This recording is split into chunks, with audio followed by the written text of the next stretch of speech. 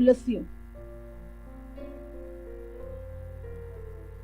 1:15 लिखा है, वो तो अदृश्य परमेश्वर का प्रतिरूप। कहते खुदा को किसी ने देखा नहीं है, पर खुदा इंसान बन के इस दुनिया में आया। वो तो अदृश्य जो दिखता नहीं है, उस परमेश्वर का प्रतिरूप, और सारी सृष्टि में पहलौटा है, क्योंकि उसी में, किसमें? यीशु में सारी वस्तुओं की सृष्टि हुई। यीशु के अंदर सारी वस्तुओं की, वो वचन, बाइबल लिखा वो वचन है, और वचन देहधारी हुआ, वचन ही परमेश्वर, वचन के द्वारा सब बना। उसी में सारी वस्तुओं की सृष्टि हुई, देखी और अनदेखी। ये जो दिख रहा है, आप जानते हैं आपको क्या दिख रहा है? शरीर दिख रहा है अभी? इसके अंदर जो आत्मा है वो दिख रही है क्या? नहीं दिख रही, पर वो है कि नहीं है? बताओ, है कि नहीं?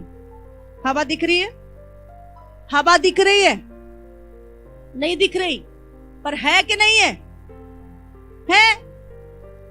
तो अगर आप सोचते हो भाई कोई स्वर्ग नरक नहीं है, कोई परमेश्वर नहीं है, तो आपके सोचने से होगा क्या? आप तो बोलोगे हवा भी नहीं है, पर है। लिखा है देखी और अनदेखी। अभी दूत दिख नहीं रहे, पर यहीं खड़े हैं।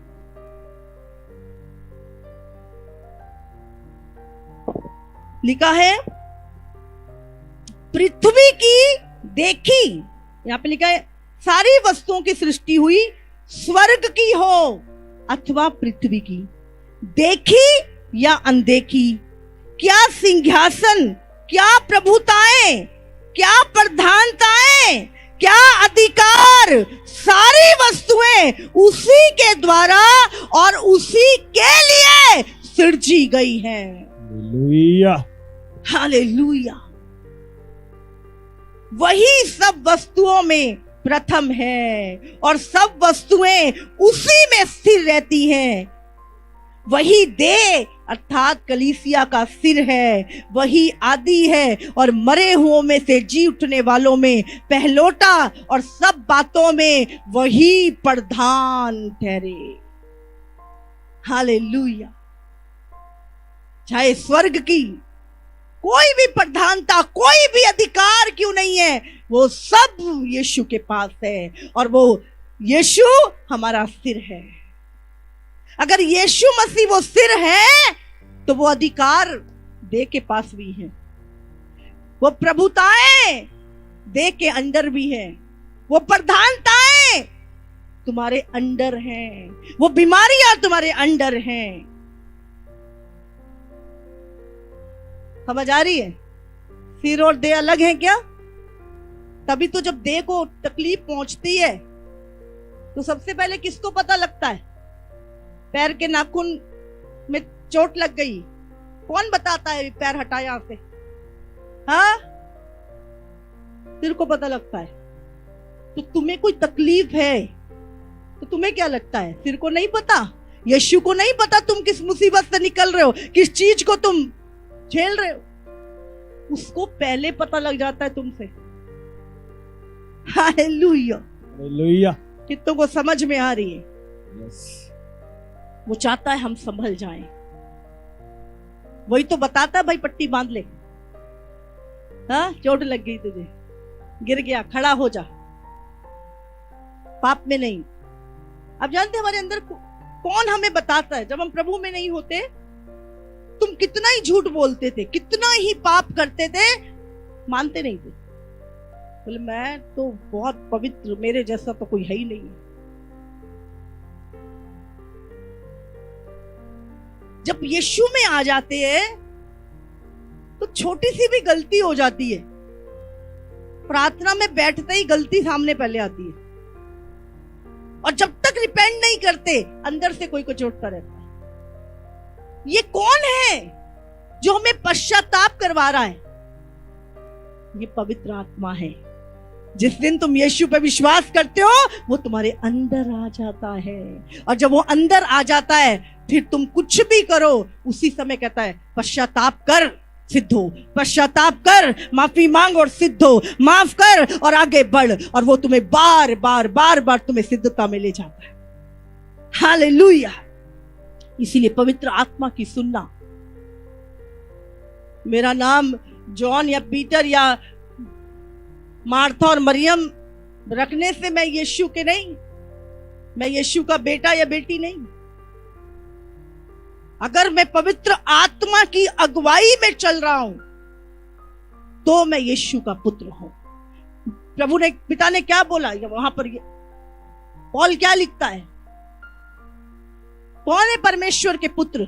जो पवित्र आत्मा की अगुवाई में चलते हैं। जो पवित्र आत्मा की अगुवाई में चलते वो परमेश्वर के पुत्र हैं। हालेलुया। सिर्फ क्रिश्चियन होना नहीं, वचन पे चलना। क्राइस्ट तुम्हारे अंदर दिखाई दे। तो बाहर जाके गालियां निकाल रहे गंदी गंदी, बोले मसीह है।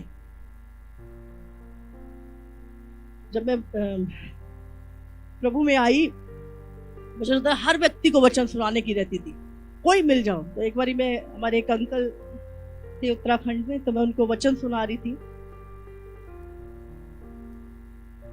मिस्टर कपूर नाम था उनका। और जब मैं वचन सुना रही थी, यीशु के बारे में सुसमाचार सुना रही थी, बोलता छोड़ो, बोले ये हमारे थोड़ी दूर पे मरियमपुर है।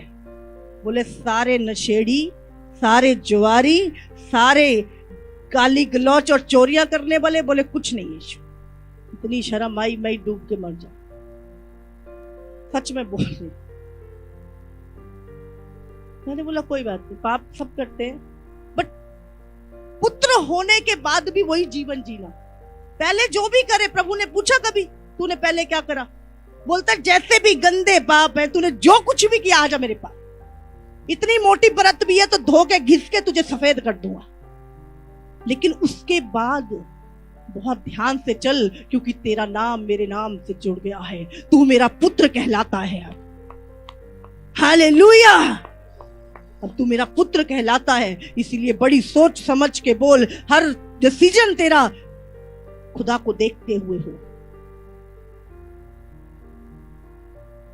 शैतान जाता है, बाइबल कहते ना, शैतान दोष लगाता है।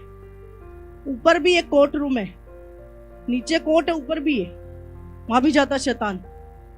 भाई देख तेरी बेटी, तेरा बेटा देख क्या कर रहा है। दोष लगाता है वो जाके। यीशु वकील बन के आता है, बोलता देख ये लहू, पश्चाताप, मैंने इसकी कीमत चुकाई है इसकी मां पे, बार बार। और प्रभु हमें जब देखता है, हम यीशु को दुख पहुंचाते हैं। कहां तो हमें यीशु की महिमा, यीशु के लिए हमें घमंड बनना है, और कहां यीशु का सिर हमारे लिए हम नीचा करते हैं, जिसने अपना प्राण हमारे लिए दे दिया। तो आज से अपना जीवन ऐसा जिए। आप कुछ नहीं कर सकते, आप मसीह बन चुके हैं, आप प्रभु में हैं। घुटने टेको, प्रार्थना करो, प्रभु उस देश के लिए, उस राज्य के लिए, उसके लिए मैं दुआ करता हूं, परमेश्वर तू उद्धार कर उस देश का, उस नगर का उद्धार कर। प्रार्थना करो। प्रार्थना एक युद्ध है। बाइबल में लिखा, अपने ही चिंता ना करो, अपनी भलाई की चिंता ना करो, दूसरे की भलाई। मसीह व्यक्ति कभी अपने लिए नहीं जीता, आप जानते हैं। और जिस दिन हम मसीह में आ जाते हैं, उस दिन हम मर जाते हैं। मैं हमेशा एक ही बात बोलती हूँ, बोले आपको फर्क नहीं पड़ता। मैंने बोला मरे बंदे को क्या फर्क पड़ता, मैं मरी हुई हूं, मुझे कोई फर्क नहीं पड़ता किसी भी बात से। मुझे एक ही फर्क पड़ता है, मेरा प्रभु यहां से नहीं जाना चाहिए किसी भी कारण, मेरी किसी भी बात के कारण। मेरा यीशु मुझसे अलग नहीं होना चाहिए। इसीलिए जब हम मसीह में आ जाते हैं, सच में हम मर जाते हैं, फिर हम में मसीह जीवित रहता है, यीशु जिंदा रहता है। क्या मुझ में यीशु जिंदा है? जब मैं यहां पर आई और मैं बात कर रही थी पास्टर हनोक से, तो उन्होंने बोला अरे, बोले यहाँ पे बहुत सारे लाखों मसीह हैं, कमाल प्रभु, 12 ने दुनिया पलट दी, यहाँ पे लाखों हैं। वो फिर तो एक ही दिन में दुनिया बदल जानी चाहिए। फिर पवित्र आत्मा ने बोले सोए हुए हैं, जगाओ जाके उनको। ठंडे गुनगुने जीवन हो गए हमारे। प्रभु में चल के सब कुछ पाया, अब प्रभु को छोड़ के वो पाने की कोशिश कर रहे हैं। जो प्रभु में चल के पाया, अब बिना प्रभु के सब पाने की कोशिश कर रहे हैं। कितने मूर्ख हैं हम लोग।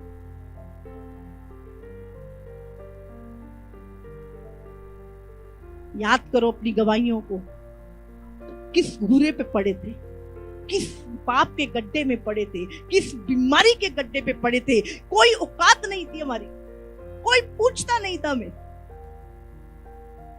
कहां से उठाया उसने तुम्हें? गिनो, उस पहले पॉइंट को मत भूलो जहां पे यीशु ने तुम्हें उठाया। अगर वो ना भूले तो कभी घमंड नहीं आएगा, कभी घमंड नहीं आएगा। फिर तुम्हें ना कुर्सी चाहिए, ना आदर चाहिए, कुछ नहीं चाहिए, अगर तुम वो ना भूलो। हम भूल जाते हैं जब संसार की मटेरियल चीजें ज्यादा आ जाती है, तो हम पॉइंट भूल जाते हैं कहां से आए। फिर आप कभी किसी का दिल नहीं दुखाओगे। आपको हर एक के अंदर यीशु दिखाई देगा। हालेलुया। मैं जहां भी जाती हूं, मुझे ऐसा लगता है कि मेरे पिता का परिवार है, ये सब मेरे पिता का परिवार है, और हम सब स्वर्ग के वासी हैं।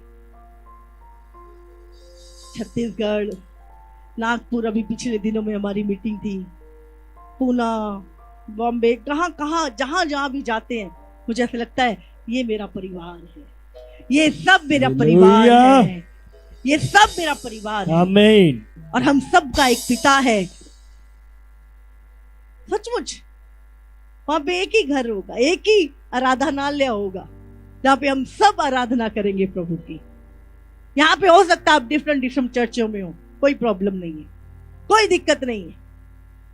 आप कहीं भी रहो, पर यीशु के साथ रहो, यीशु के साथ रहो, विश्वास योग्य रहो। हालेलुया। आज जानते पैसा खूब मिल जाता है दुनिया में, पर नहीं मिलता तो विश्वास योग्य लोग।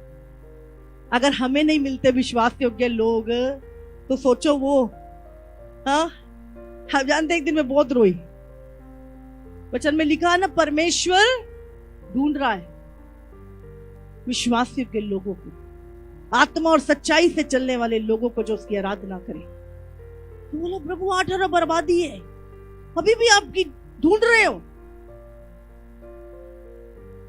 समझ में आया। बोले तुम्हें नहीं मिलते विश्वास योग्य लोग, खुदा भी ढूंढ रहा है, खुदा भी ढूंढ रहा है। किसी के दिल में कुछ है, किसी के दिल में कुछ है। कोई ही मिलता है जिसके जीवन में पूरा यीशु होता है, पूरा यीशु होता है। और प्रभु ढूंढ रहा है किसके दिल में मैं हूं, किसके दिल में मैं पूरा हूं।